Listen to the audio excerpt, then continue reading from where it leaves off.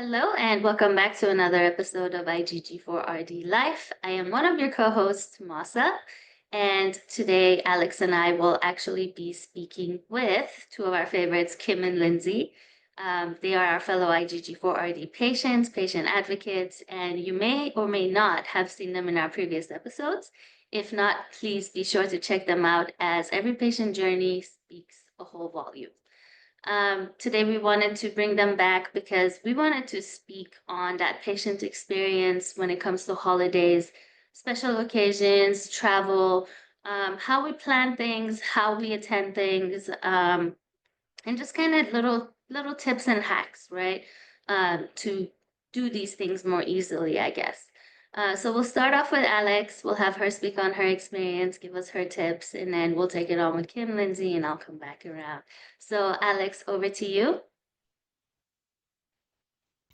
Hi, this is Alex Stretchin, and I wanted to talk a little about my holiday tips. And that mostly has to do with eating around people and traveling when you have an autoimmune situation, when you're immune compromised. I like to travel, and I do fly. So I wear the really thick masks on the plane. Otherwise, I wear those like N95, the thinner ones. I wear those to work out when I go to the gym. I think the winter holidays are the worst because so many people are spending time indoors. You have to be masked up. Big tip for anyone out there who cares about their complexion would be weekly clay masks, something that helps detoxify the skin because you're exhaling all the time and it's all germy and sweaty inside the mask. So especially if you're working out because it's super sweaty in there. The other thing that is difficult is eating. So if it's super crowded and I have to eat, I find it very annoying because what I really do is I open the mask, put my food in the mouth, close the mask, and chew. If I want to just eat at like a decent pace, same thing with drinking something, right? The other thing, though, there are times, basically I just use the COVID guidelines that were in place. That has really helped me a lot get out in the world, getting those guidelines. So there's some things like a hamburger that can be really messy. I just take my mask off and gobble it up like usual because when how messy food can be a really fast meal. And then I put my mask back on as soon as possible. Another trick that I use throughout the year is when I go out to eat, I eat at places that are open between rush hours. So I would go to, say, like an early dinner or late lunch, or a late breakfast, early lunch. On weekends, brunch can go for a long time, so I kind of skip brunch. But there are a couple places I like to go to that are basically desolate between lunch and dinner. And the people who are working there are bored, but they have to be on shift because the restaurant's open. So you're helping them out. They're making a little bit of money with tip, and they're not bored to death. And they're all, and a lot of, I don't know, my experience is that people are very, very nice. Those are the big old tips that I would talk about for holidays and for travel. Those are the things that have really helped me a lot. And if there's a way to be outdoors, that I would prefer. And of course, if it's crowded outdoors, I would not go without a mask if it's too crowded. The other thing I would recommend about eating and wearing a mask is just, the kinds of food that you might eat that, or that you would not want, like your boyfriend or your girlfriend to eat, or your partner. Raw onions, salami, those, unless you're eating them too, I can tell you, if you eat them and then you wear a mask, it is no fun. It's no fun at all because you're stuck with your own breath, especially raw onions. And it's one thing I've never been able to figure out is something that can bring such freshness to food, has such a terrible garbagey smell when it's like moments after it's been ingested or if it's been sitting around for too long. So anyway, those are my tips. Thanks. And now you can use them for the next holidays. All the ones. Okay. Bye. And anything really. Thank you, Alex. And you're so right. Watching for our breath, I think that's another form of self-care even. Thank you so much for sharing your experience. And now we'll go ahead and listen to Kim's tips and hacks. Thank you.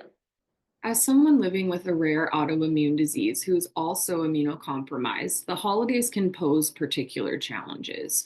Not only is illness at a higher rate in the wintertime than usual, but people are also gathering for holiday events more often in the winter than the rest of the year. There are a few things that I do to try and keep safe and healthy during the holidays. First and foremost is masking. I mask everywhere. Grocery store, the airport. If I go to an event with any more than about 4 people there, I'll wear a mask, and my spouse will also wear a mask. I carry hand sanitizer with me everywhere. I have one that lives on my fanny pack that I take everywhere with me. And if I'm going to an event at someone's house, I make sure to take it as well because the sink isn't always accessible with a lot of people around. I will also sometimes contact the host ahead of time to find out how many people are going to be there.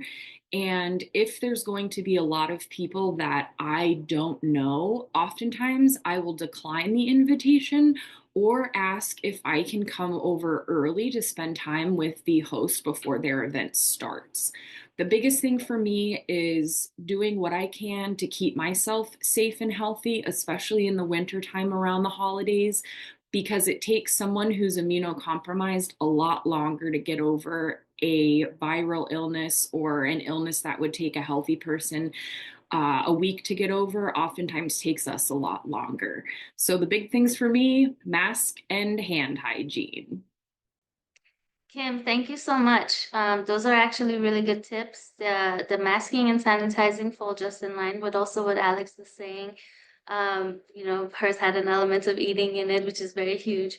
And I also wanted to point out something else you talked about, which was very important, was contacting the host of the event prior, getting all that information, which kind of helps you decide your next moves, whether it's to show up and spend time with the host or with your loved ones prior to the big crowd showing up, or whether it's going to be less people there. If anyone is sick, they can contact you, let you know ahead of time, and that way you can make the best decision for yourself and for your health and for your own well-being. So thank you so much for speaking on that. Lindsey, over to you. Hey, IgG4-RD family. I'm Lindsay, and today I'm going to share a few of my holiday hacks and tips for staying safe while celebrating. We know that the holiday season and special occasions can be rough when you have chronic illness. So anything we can do to make that easier on our bodies is worth it.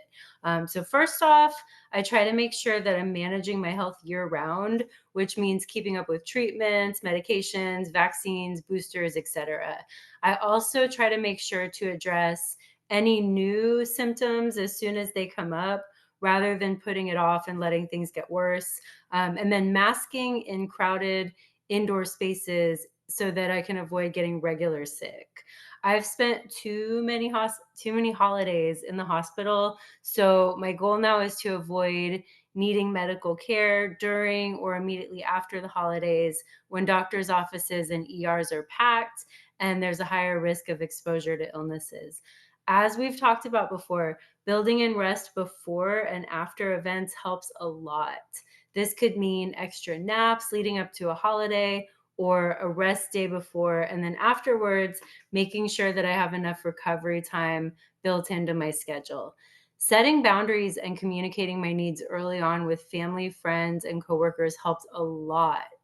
Like asking others to let me know if they're sick or if they've been exposed to illness so that I can make informed choices about whether or not I'm going to attend. And then if so I can make plans to attend safely. I laid down the boundaries pretty hard at first, so much so that I didn't have to remind anyone of anything this year, and that was awesome. My family has been really awesome about modifying holiday celebrations so I can attend safely. And they make an effort to communicate if anyone isn't feeling well so I can make an informed decision.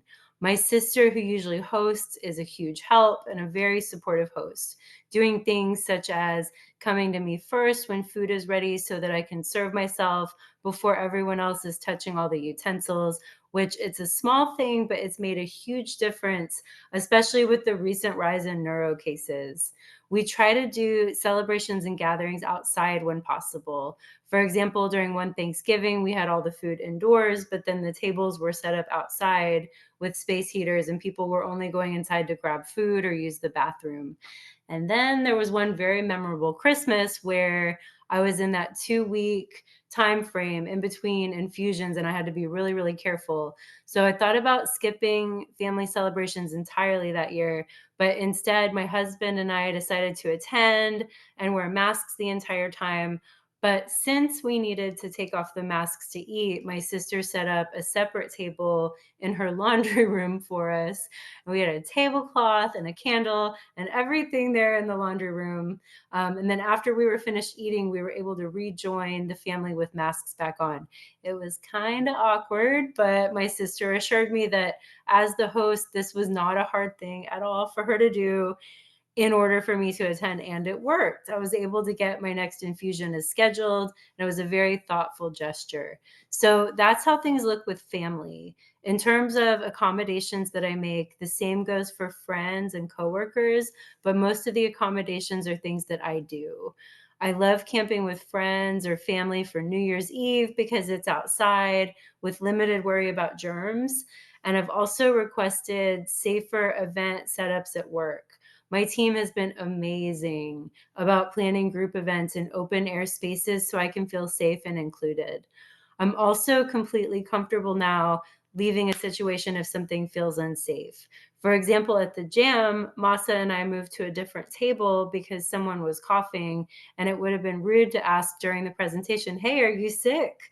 So since we couldn't know for sure, we moved. And I'm super comfortable doing that now in order to be able to fully enjoy events and celebrations. So my biggest tips would be take control of what you can, move it outside if possible. Keep up with your health beforehand, set boundaries, communicate your needs, lean on supportive hosts, and build in time for rest and recovery. And it's okay to create new traditions that are safer for you.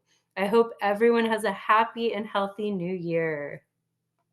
Lindsay, thank you so much for sharing your experience, tips, and life hacks on how to really deal with the holidays, special occasions, and travel.